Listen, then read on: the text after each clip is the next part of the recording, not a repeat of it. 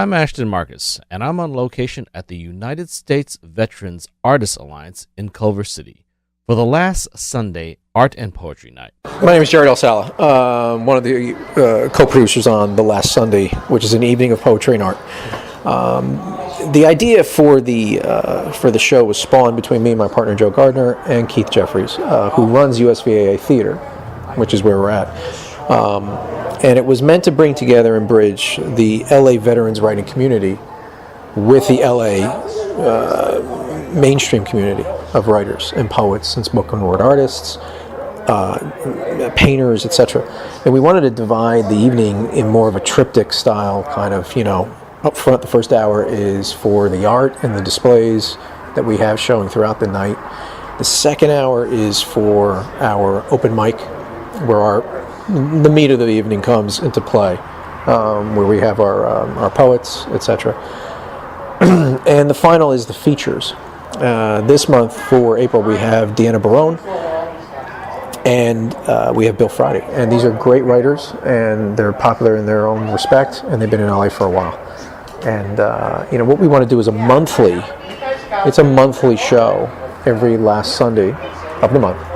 And it bridges an evening of poetry and art. And what it'll also do is highlight, as well as celebrate, the veterans' writing experience, the veterans' journey, along with our colleagues. And it's just a great event. We got an interview by PBS SoCal last month.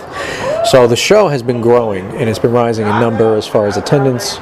Our rosters are growing as far as poets and spoken word artists that have come out to give us their pieces, and we just have a great feeling of where this might go. And we're just we're going month to month, but it's a good thing. We have the space for the year, so Keith has granted us that, which is excellent.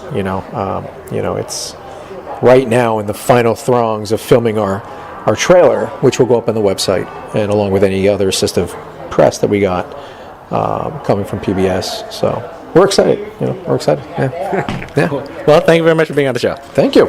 Thank you. I'm Ashton Marcos with KUCI 88.9 FM in Irvine, and you are? I'm Joseph Gardner. I was born in 74, did 3 years in the Army Airborne from 93 to 96. I've been writing poetry since I was about 14. Okay. And what are you doing here? I'm a co-producer of The Last Sunday, an evening of art and poetry. And what we do, we've tied in with the Mayor Garcetti's program to end Veteran Homelessness Fund and its 10,000 Strong Hiring Initiative.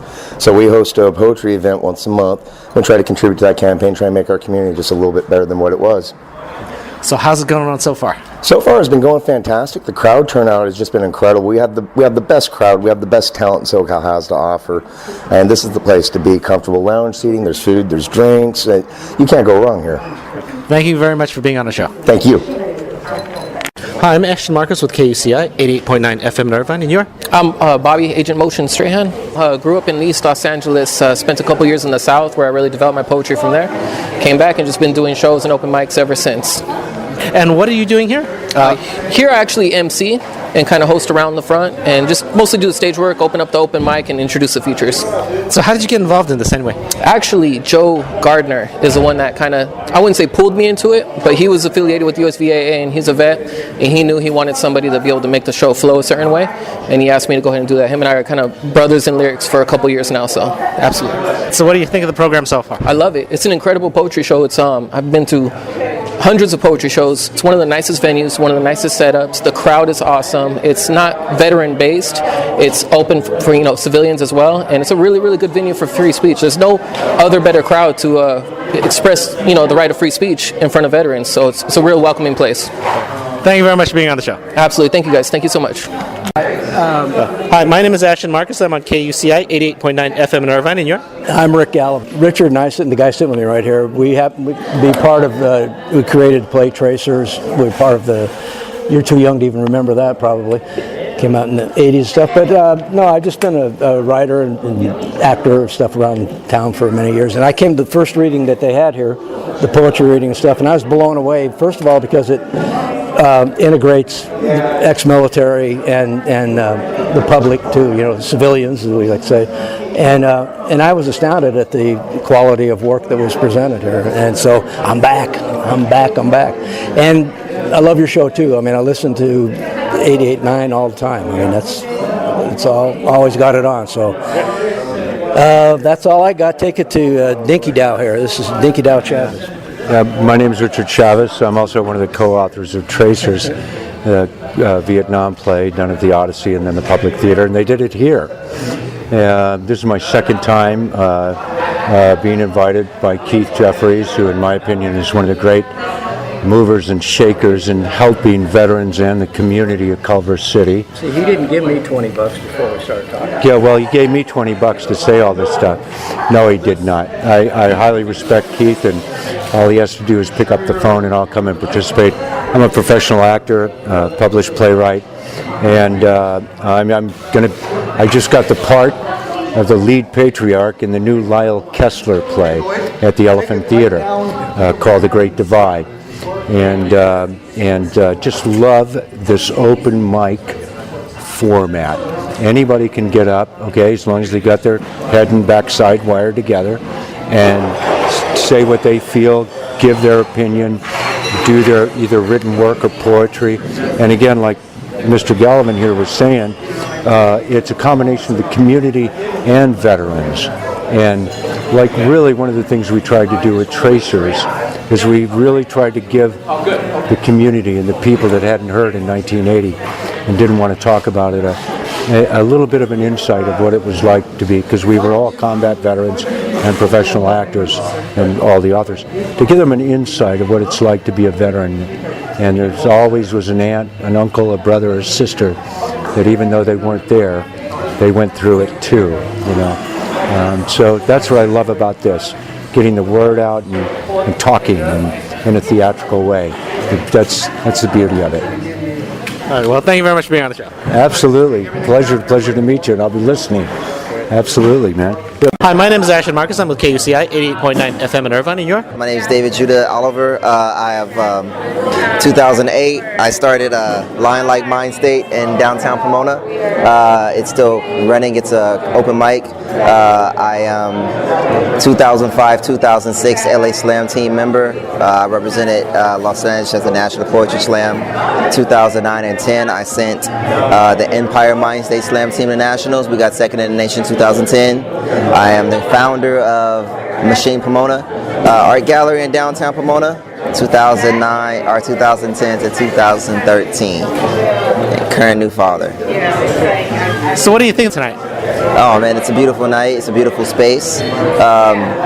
Lots of vets in the building. The last one actually brought tears to my eyes with his haiku about the French Vietnamese girl and what happened to her. That was I felt the sorrow.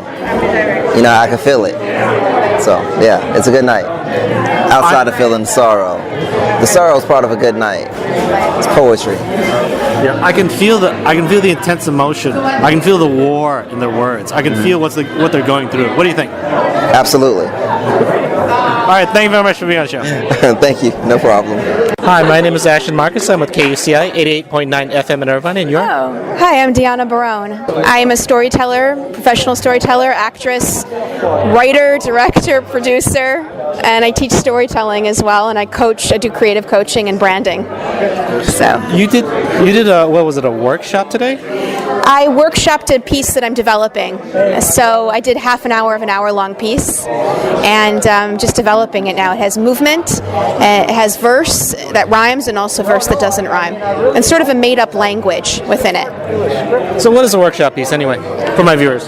A workshop piece is when you're just beginning to work on a piece, but you need an audience because you're storytelling to an audience. You're not just reading from something. You want to communicate, so you don't really know what works and what doesn't work unless you have an audience. As an example, I have people calling out from the audience different dances for me to dance. I had never done that because I didn't have an audience. I had an idea about it. I didn't know if it was going to work, or I want the audience to say hi, hello to me as I say to them. I don't know if they're going to do it. So that kind of stuff I have to figure out.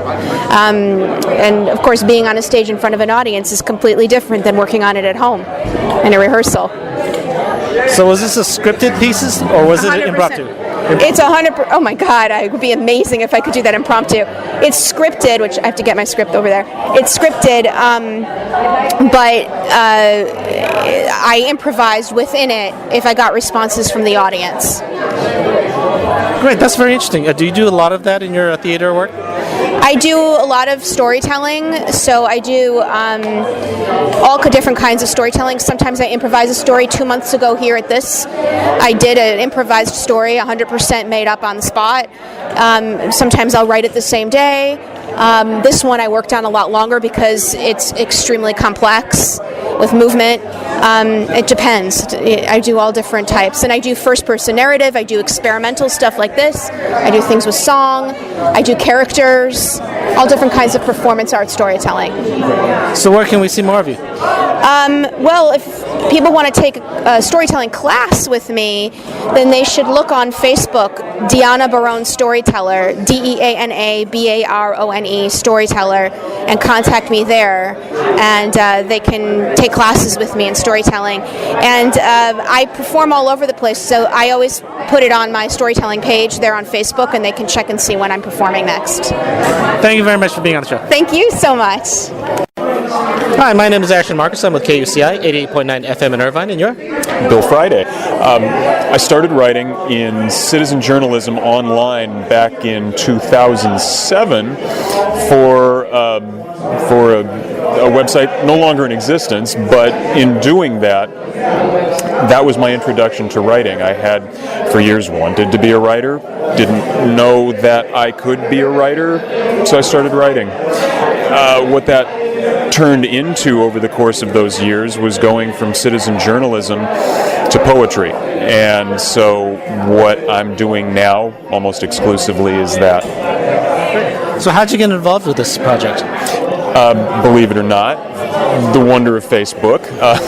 Joe Gardner and I have known each other for a while on Facebook, and Joe has read my poetry and asked me from that if I wanted to read here at the last Sunday.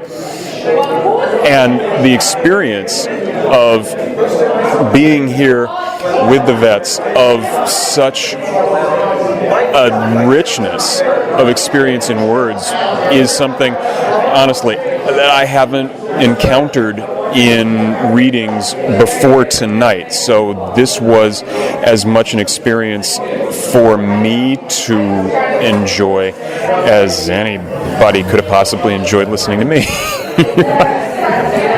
A little bit about myself. I'm actually a senior contributor at an own website, and people have asked me, how come you don't write? And I tell them because writing is hard, and I can't do it. So what kind of advice can you give me? If you want to do it, just accept the fact that it's hard.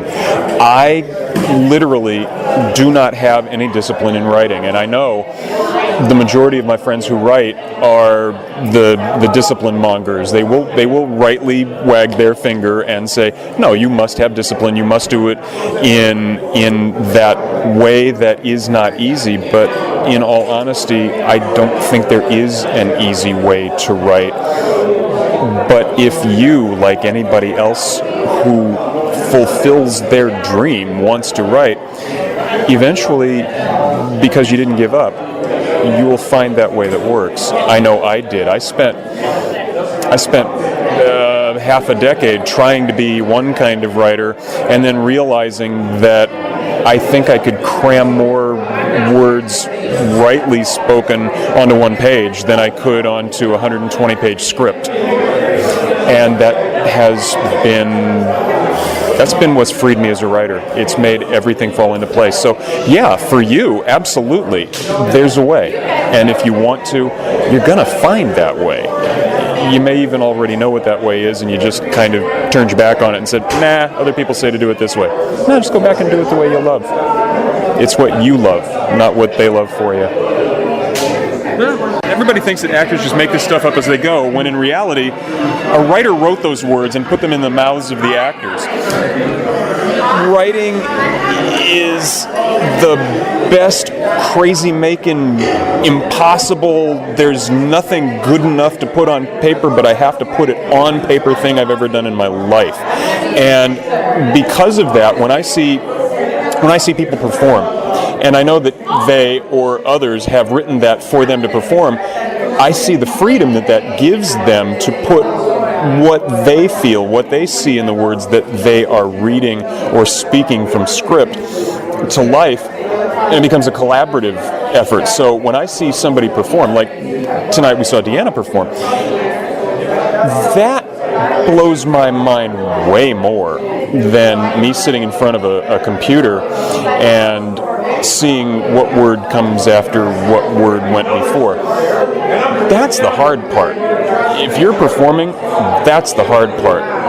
Sure, somebody's got to write the words, but the full measure of those words aren't seen until somebody gets a hold of them and actually presents them. I think stage, actual visual representation of those words is way more compelling than reading it in a book. As much as all writing really ought to end up in a book, it's a nice place for it to be. I think seeing it performed like we saw tonight is just that fulfillment that the page alone can't give.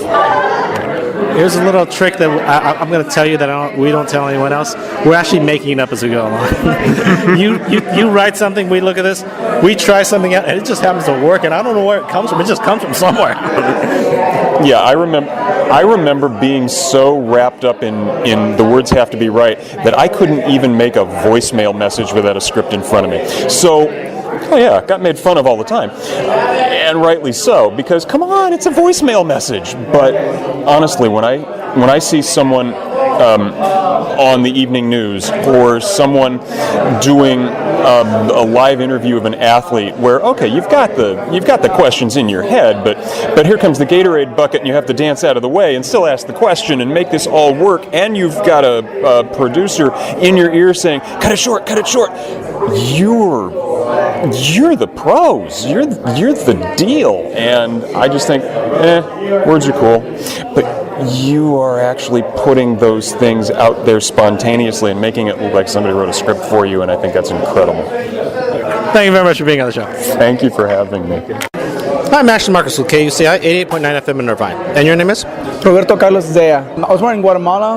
I'm be 32 years old this year. 33 years young. I'm an emergent artist here in Los Angeles. I've been living in Los Angeles since 1992. My welcoming home party was the LA riots. So I just love how the city is like that. Artistic, music, people come here and get inspired. And so I felt like I wanted to participate. So that's how I got into fine art. And I'm a veteran. I served in the Marine Corps from 2002 to 2006. And after that, I went to study design at the Art Institute in Los Angeles. And I graduated in 2008, and I've been doing fine art since. Okay. Art doesn't go that well over the radio. So could you describe some of your work for me? Well, I'm very versatile. I can do portraits. I can do your portrait. That's how I started out, doing pencil and pen drawings. And then after art school, I hit a creative stride. I started meeting other artists, and I got influenced by them. So I pretty much tend to dwell in everything, like from abstract, futurism, modernism, surrealism, big influence, like Dali, huge fan of, there's an Italian art movement called Futurism back in the early 20th century.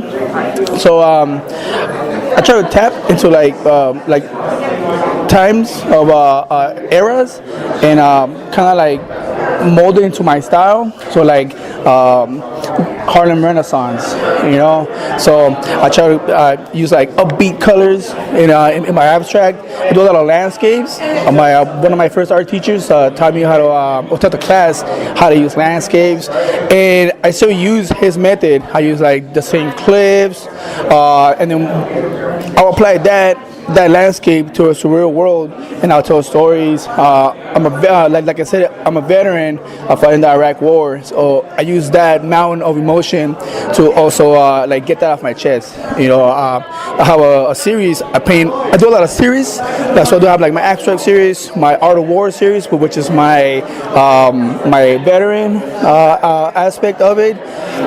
The series is called When Pigs Flew, So like what would happen when pigs fly? So instead of us thinking that like some like utopia world, like world peace finally, I twisted it. Plot twist is like the opposite. Like we became in a apocalyptic society. We instead of evolving into like brighter beings, we de-evolved. So we went back to living like in caves, very primitive. Our cities all pummeled. Very because we just hit the centennial for World War I. So I was tapping into that, how like that was pretty much like the robot age started, So I use that in my art. I use a lot of like robots. I use it in my poetry. I'll include like an amputee type of aspect into it, because the Iraq and Afghanistan wars have had a lot of amputees. Thank you very much for being on the show. Oh, my pleasure. Thank you. The Last Sunday will be occurring at the United States Veterans Artists Alliance in Culver City. For more information, search for USVAA or AMB Theatre on Facebook.